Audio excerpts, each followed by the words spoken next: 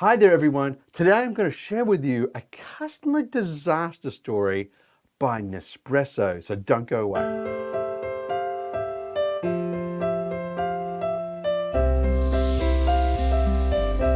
Hi there again. Let me tell you, I am a coffee nut. I love my coffee, and since 2009, I've had a Nespresso machine sitting on my kitchen bench like a shrine. Like you put the capsule in, you drink the coffee, you see the creme on top. It was magnificent.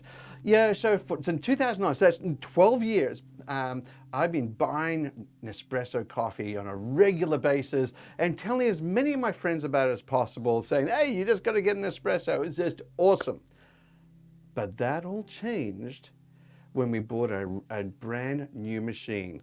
So a number of weeks ago, we went out and my wife said, hey, why don't we get this really, really like expensive one?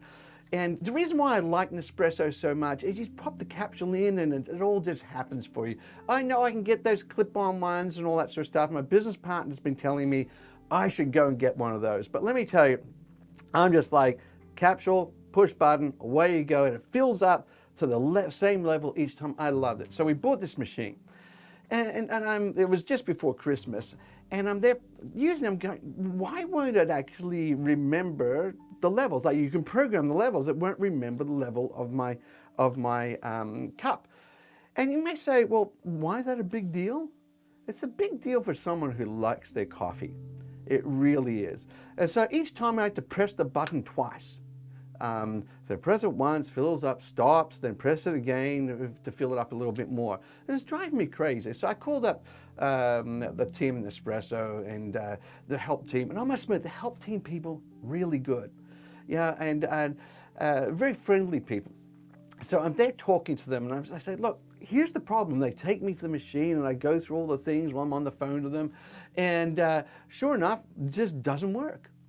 Yeah, and I'm scratching my head. They're scratching their head on the other end of the telephone. In the end, they said, tell you what, Michael, we're going to go along and replace the machine. I'm thinking, well, that's great. Obviously, this one's faulty. And that's where the disaster started.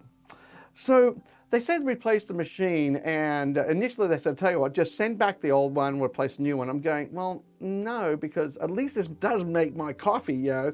Can't you send one and then I'll send back? Sort of like Samsung do that with monitors.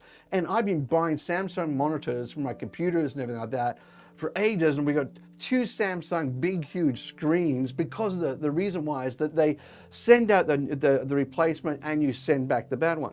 So finally, after lots of umming and ahhing and all that sort of stuff, talking to the president of the company or something, they said, okay, we'll do that for you. The fact that they had, like at the time, like $150 in a prepaid account already, I wonder if that swayed them at all. But anyway, so I'm waiting on my new machine, and they said it'd be there in a few days. 2 weeks later, I call them up again and say, guys, I don't have a machine. And they go on and say to me, well, I'm so sorry. And once again, customer service person, very nice. So sorry about this. Clearly it was a mistake at our end, and we'll go along and sort it out. And I'm thinking, great stuff. That's good. And I'm waiting, no machine. So 2 weeks later after that call, I call them up and I say, well, where's the machine? And they say, oh, silly us, what we're going to do is we're going to put into a whole new order into the system and everything. I'm going, well, I really don't care what you've got to do at your end. I just want to see my machine so I can have my coffee like I've had for like the last dozen years. And so they go along, and a few days later, a machine arrives. I'm going, this is awesome. This is great. So I unpack it, I'm all very excited about it and all that sort of stuff, put it on the kitchen bench, and it fills up to exactly the same level as the previous machine. And I'm looking at this going, what the heck is going on? Like every other machine it has is programmable, and this one says it's programmable as well, but it just like, it reaches a ceiling. And I'm thinking, okay, all right. So I call it Nespresso once again, and I said, what's the story with this? And I get this guy on the call, and he goes, this is really weird. And I said, is it what? And we're digging through the manual together, what's going on. He goes, you know what, I just discovered something. For the long sort of type coffees, it has limited it to 130 mils. I'm going, what? Yeah, it's limited to 130 mils. I said, that's just bizarre. And he goes, that's just crazy. As well. And I said, I don't get it. He said, yeah, every other machine you can do this, but not this particular one for some reason. And I'm going, wow, that's just crazy. And I said, well, what can you guys do about this? And he says to me, I'll tell you what, I'm going to get a manager to give you a call. Manager from Nespresso, because he's from the help desk, clearly outsourced or something, I don't know. And I said, okay, great, I'm looking forward to it. Crickets. I don't get a call from anyone. So I called them up today. And once again, very lovely person on the call. I said, take a look at the big long chain of things gone through, and they're reading away. And I said, look, what are we going to do about this? It seems a bit crazy, you know. And I said, what I'd really like is to have a manager call me from Nespresso, like I was told that they would, so that we can arrange for how do we do this? Do I have to downgrade my machine or something like that? So because by the way, the cheaper machines can do this, but this expensive machine that stops at 130 mils. Yeah, and so I'm there sitting there going, this is just nuts. It really is crazy. And so I said, look, tell you what I'm going to do. I didn't know how else I can get it. I said to the customer service person, you're a really nice person. This is not against you. And I'm sure you're going to have a great day. And you're just trying to earn a few dollars. Oh, that's right. She came back and she told me the reason why is that if they allowed 20 more mils to go, like, or 20, 30 more mils through the capsule, is going to damage the machine. And I'm thinking, damage the machine, eh? And I said, let me guess, your boss told you to say that? She said, yes. And let me guess, you don't believe it as much as I don't believe it. And she didn't say anything, so I don't want to get into trouble or anything like that, but you got the gist. She didn't say, yeah, I agree with you to me or anything like that, but she didn't deny it either. Yeah, so anyway, so there I am. And I said to her, look, I really need a call back today from someone from Nespresso to see if we can resolve all this. Like, this is like $800 machine, see on my bench. And I need to get it resolved somehow. And she said, okay, not a problem. I said, by the way, if you don't, I'm going to make this video on customer service disaster. It really is a customer service disaster. And so finally I get a call. I get a call from a lady whose name is Crystal. She's a team captain. And I said, fantastic. Yeah, let's see if we can resolve this thing. What do I got to do? Do I have to pay a little bit more money? The downgrade machine? I'm thinking of all these thoughts of how do you resolve this in a customer-focused manner? And so she just says, if we allow 30 mils more of water through the capsule, that's going to damage the capsule and damage the machine. Number one, I really don't care about the capsule. And the reason why is going to throw them out anyway. So who cares? Damage the machine, eh? And I'm hearing this and going, well, for the last 12 years, I've been doing exactly this and didn't seem to damage it at all. So I find that really surprising. I said to her, so I was trying to like work out how do you solve this problem for this team captain? And she was just stonewalling me continuously. I said, well, what do you want me to do? Like, is this, your answer is basically, I'm screwed. And she said, well, you could view it that way. And I said, well, yeah, well, I can't send them back and get a refund, can I? Because she said they wouldn't take it back. So I'm thinking, well, what do I do? What do I do? And then I thought to myself, all right, what I'm going to do is I'm going to create this video. It's on customer service. And really, there's a couple of things I'd like to highlight in this whole experience. Number one is if you're running a customer service team, the team needs to be trained in the products they're actually supporting.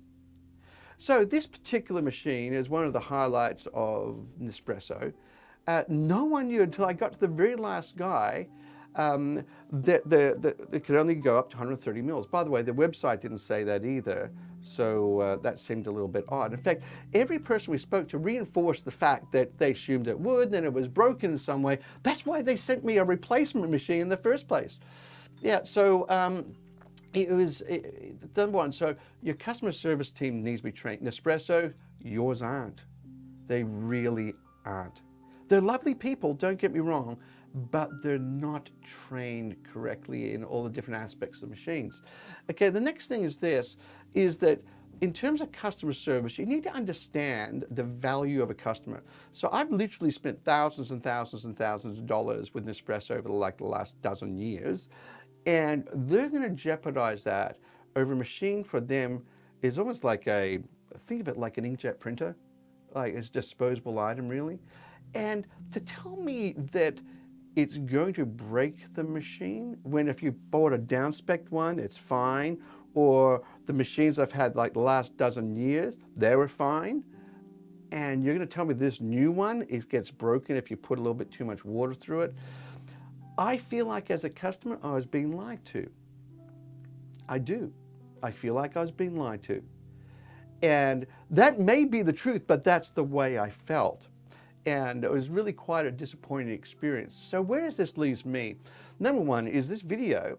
I put it on YouTube. Yeah, it's power to the people. The thing that companies like Nespresso need to understand is that when people don't get satisfaction, they're stonewalled in some ways, and there's not a solution prior to the call being made of, okay, what's this person trying to do? Oh, they're trying to drink our product continuously on a daily basis.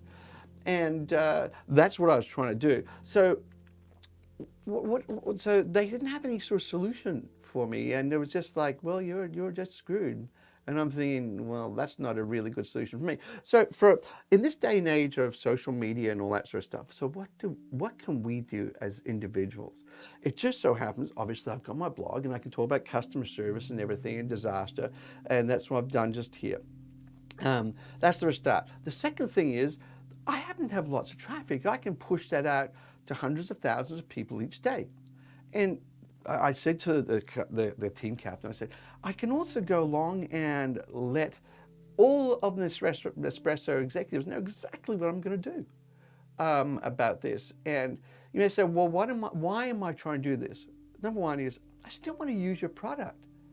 But the problem is, it really sticks in my throat now of the reactions that were given to me, that I was sold something that wasn't doing the job that was expected. Anyway, so Nespresso, happy to hear from you. I'd love you to go along and dig this out of the hole. I really would. Like I said, I was an evangelist for you, and I would tell people about Nespresso all around the world. But now you've turned me into something different.